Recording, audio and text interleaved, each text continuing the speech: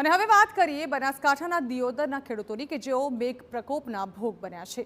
બનાસકાંઠાના દિયોદર તાલુકામાં 3 દિવસમાં 13 ઇંચથી વધુ વરસાદ વરસતા ખેડૂતોની મુશ્કેલીઓમાં ભારે વધારો થયો છે।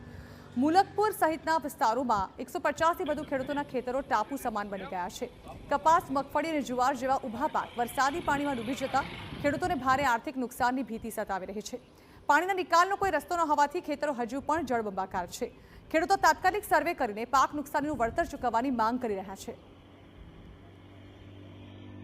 એમાંથી 150 ઉપરના ખેડૂતોને નુકસાન છે। એમાં વાવેતરમાં મગફળી, જુવાર, એરંડા, કઠોળ આવા પાકોનું વાવેતર થયેલું છે। એમાં બધે પાણીથી ભરાઈ ગયેલા છે અને વધુ પ્રમાણમાં નુકસાન છે અને થોડું બધા ખેડૂતોને નુકસાન છે। તો સરકારશ્રીને અમારી નમ્ર વિનંતી છે એ યોગ્ય સર્વે કરાઈ અને યોગ્ય વળતર આપવા।